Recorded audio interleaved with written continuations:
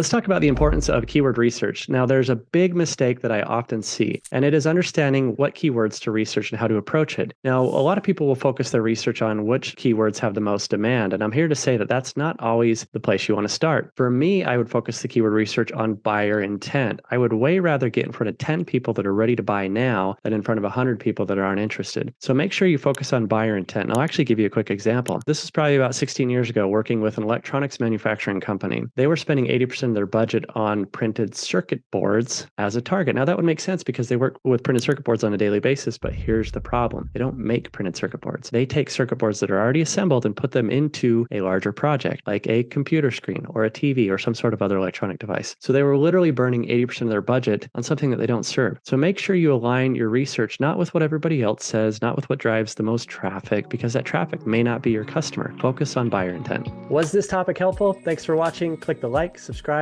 and notification button so you know when the next video drops.